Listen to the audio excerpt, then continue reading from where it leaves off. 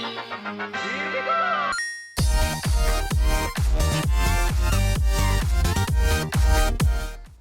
guys, this is Oninous. Welcome back to another episode of our Space Engineers Survival Let's Play. We are working on our base downstairs and just doing some welding. So I've got the design, I think. I think I got the design down. See, there's our hole that we had upstairs. And this isn't bad for a patch job. And it allows us to bring the conveyor down. So I could possibly fill up this whole top with that structure, but I don't know. I really don't know. I think that it may be too much space. I know that's hard to explain. I kind of want to actually put some stuff here just to even this out. You know what I mean? I don't know. I think it looks great though. I think it looks great. The way I, you know, adapted it into the existing structure. I think it looks good. Let me know what you guys think. I'm really not sure what we could use all this space for. Initially I was like, wow, that's such a huge space down there. We could make a hangar for capital ships and stuff like that, but I don't know. Also, if you remember correctly, straight down on this platform, there is a hole. There's a chasm. It goes down and then it goes out that way. And I was thinking about putting a fighter launch bay there. But we have so much room up here to launch stuff from. What am I looking at? Oh, okay. That I don't know. Is that non-completed? Oh yeah, okay. So I tried to take out all the excess blocks that I'm not going to be able to weld, like where these two join. I took out the block in the corner there. It's because it's just a waste of materials. This should still be sealable without it, and if I just left it there unfinished to hold everything together, then it would be unfinished. It would cause like some frame rate lag. So I figured, nah, take it out. Save the resources. If you have any ideas about what we can, do with the rest of the space, whether we make launch pads or what, it doesn't look like there's a lot of room to get fighters in there to land, like right here. It doesn't look like there's a lot of room. So I'm not really confident that's the best idea for that area. I am thinking though that since this is my vanilla Let's Play, I was thinking about starting a modded Let's Play, or even going to a season 2 where this is modded. I mean, it looks like there's a lot of room up there, but if you definitely would have to come in and be very careful if you wanted to land up there. You'd have to be very careful. So what I'm going to do right now is I'm just going to hop in Booger, and I'm going to get some oxygen, I'm going to get some power, get all juiced up. Excuse me if I'm a little quiet, because my microphone is very picky about how far it is from my face, and I just now realized that it wasn't extremely close. It likes to be pretty much right on my face. That being said, all my videos before I used to always be very quiet spoken in them, and the reason being for that was because I was like, well, when I listened to my audio, I could hear myself slurping, like so I moved the mic farther away from my face to kind of diffuse that noise, but because when I inhale, sometimes I slurp, but yeah, it's made my videos hard to watch, and people complained about the volume and stuff like that. So I have moved my mic back close to my face, and now I am just consciously trying not to slurp. It's kind of funny. So I am making a huge base here, and yeah. Oh, I was going to talk about the patches that Keen Software House is doing lately. They're doing a lot of bug fixing to get ready for planets to come out and stuff like that. And I'm thinking that I don't know how this series is going to end. I mean, when I feel like there's nothing left to do, maybe, or I don't know. I was thinking about doing a second, changing seasons of the Let's Play when there are major patches, and planets would qualify as major patch. I guess it would be a kind of good idea for us to just switch seasons, but keep, instead of doing a reset, keep the stuff that we have, and then just explore, find a planet, and go from there, and keep this as our home base. Because I'm putting a lot of work into this. You're putting a lot of time into watching me build this, and I don't think it'd be a good idea just to abandon the project. It's not very light down here, is it? Although if we were using DirectX 11, it would be pitch black. Another thing is I've had a few friends of mine who play Space Engineers say that Space Engineers stopped working for them in Windows 10. I assume, because I think it's working now, I assume that there was a hotfix to get it working again. Windows 10 uses, as far as I remember, DirectX 12. And DirectX 12 has pretty much absolutely no performance benefit over DirectX 11. But it's DirectX 12. It's the new stuff, you know? So, I mean, it sounds cool. I like having the new stuff, new shiny toys and stuff.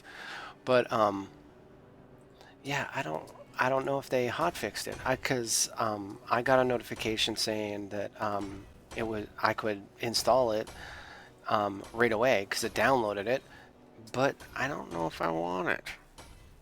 I know I'm going to install it on other people's computers. So I've done computer work for friends and stuff like that. I have 6 college degrees in computers, mostly in network security, network administration, Cisco technology, stuff like that. I'm, a computer guy. But I think when I install it on other people's computers, I'll see it there and figure it out. Then I do know that Microsoft does spy on you. It was never a good thing, and it doesn't affect the Steam library itself. But one of the major contentions that people have with Windows 10 is that it will block modding of games. It will also track and report if you use pirated software and stuff like that. Now, I'm happy with Windows 7.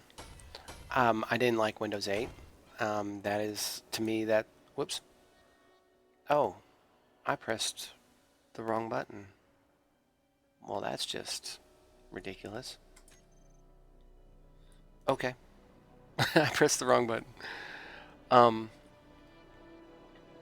So, I know there are ways to modify it and stuff like that. Modify the OS to try to limit some of the reporting that it does, but it does report. And there's not much you can do about that. But I had... can I not get that? Yeah, there we go. Okay. I'm not going to take my tools because that's just cheaty resources. But I had... what was I saying? Oh, dear Lord, I completely forgot what I was saying. Something about Windows 10. Oops.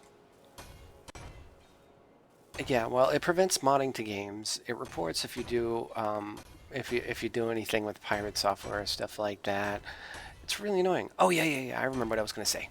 All right. I had been a long proponent of the idea that if you pay $3,000 for a computer, you deserve a free operating system that it should actually be Intel's responsibility to, Oh, hold on a second, I'm gonna sneeze.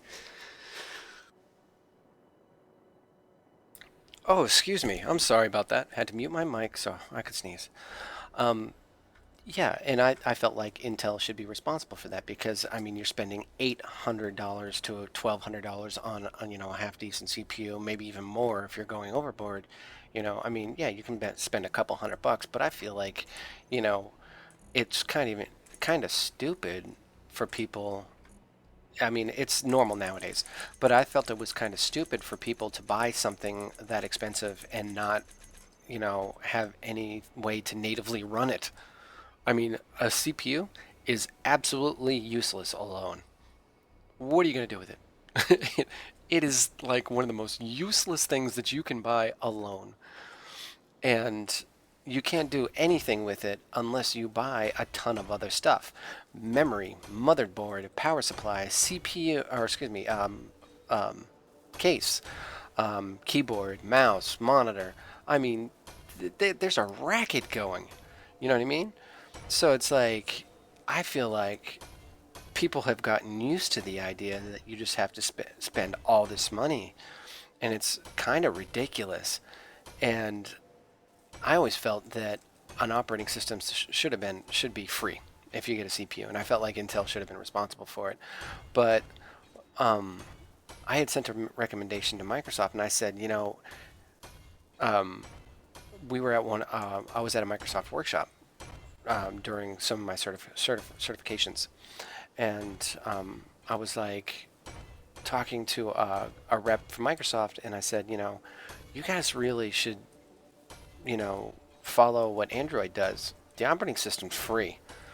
You know, if they're going to make money, they make it off of other things, and you have the app store. They have the Microsoft App Store and stuff like that, and Android has an App Store and all that jazz. I was like, you guys are going to make a killing if you guys monetize it. And then here I am, years later, and they're doing it. I'm not saying gave them the idea. It's a common thing. So, but I'm thinking, wow, they finally got around to doing this, and now they're doing it in such a way where they're spying on everybody, and you know, on top of that, they're going to monetize everything, and they say this is the last operating system that they're making, which, you know, it makes some people panic and stuff. But realistically, you can make one operating system and make it modular and then just do upgrades from there on in. And that's it. And that's all you have to worry about. I'm not sure what I'm going to do here with the side of this. I am absolutely not sure. I know I'm going to put glass up there. Now, we're not going to be doing anything up here because I want to be able to pressurize down here. So this is going to be pretty much blocked off. But down here, I don't know what I'm going to do with the side of this. I guess I could do the same thing I did there. That's a possibility.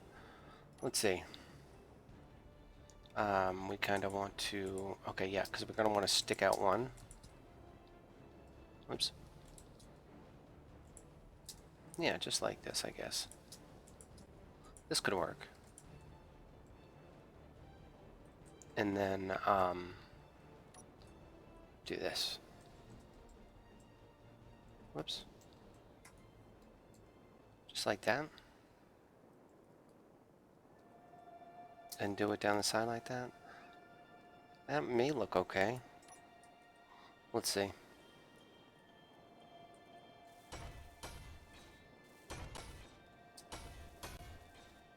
I was thinking if I do a building on the other side, which I don't want to do because it'll be so much work, but eventually I'd get around to it.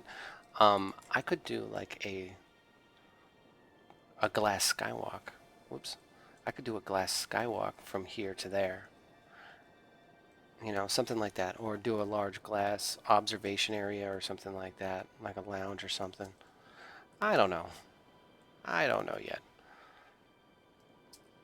Gotta get some energy, get some more steel plates, take a sip of my chai tea. Mmm. If you've never tried it, you, my friend, need to try chai tea. Mm. Can't sip it just once. Can't. It's so good.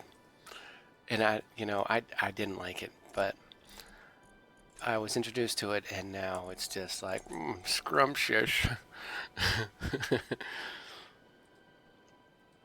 All right, so let's finish that off. Step back, take a look at it, see what it looks like. I'm actually thinking it's looking kind of cool.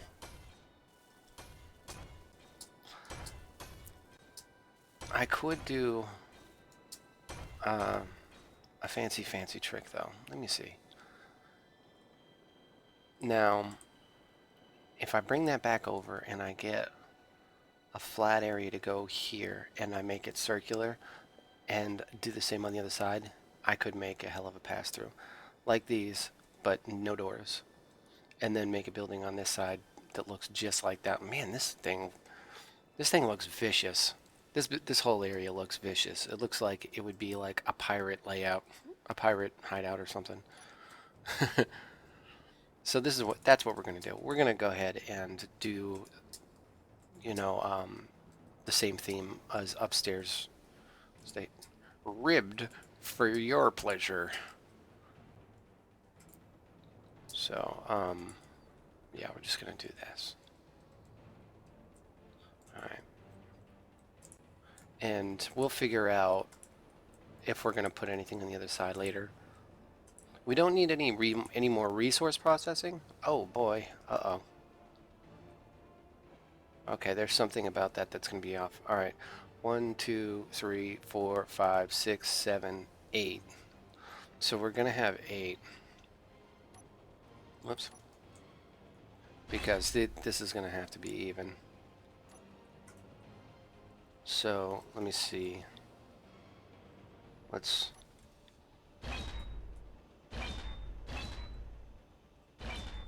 do it this way.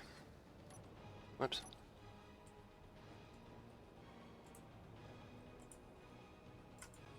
All right. And then why is it okay? So there's 2 that go here. All right. Yeah. Oh wait, that's 1 off. Okay, so that's the 2. All right, yeah, that's perfect. All right, that is perfect. Don't ask me why. We're gonna actually we'll use airtight hangar doors there for the regular doors. That'll work out perfectly. All right. So another building episode. Share my ideas with you guys. Maybe you'll come up with something awesome. Maybe it'll inspire you. This isn't really what I would call an inspiration series because I'm not in creative. I'm doing all the hard work and stuff like that. I'm really not taking you for the mining, but I am keeping my finger on that record key just in case something happens, And when we get low on resources, I go mine and then I process it and it processes fast as lightning. So my my production setup is absolutely amazing. I don't need to fine tune it at all because it is just absolutely amazing. And I am so appreciative to Keen Software House for making it easier because I'm going to have a lot more to worry about coming soon, and I don't want to have to worry about the complexities of production or the finessing of it or anything like that. So basically, I'm going to finish these splines. This episode's pretty much over, but I'm going to finish these splines off camera. And then when I have something more for us to do or develop, then I will press record and start talking to you guys. Otherwise, I feel like I just bore the potatoes out of you. So, yeah, I'm just going to finish welding these up, and I will see you guys in the next episode. Oh, it's dark. I need light down here. I'll see you in the next episode. Please leave me a like and If you haven't subscribed, please do. It helps me out way more than you know. And I will talk to you guys. Thank you for watching my videos. I'm happy to have you along. You guys have a good one. Bye.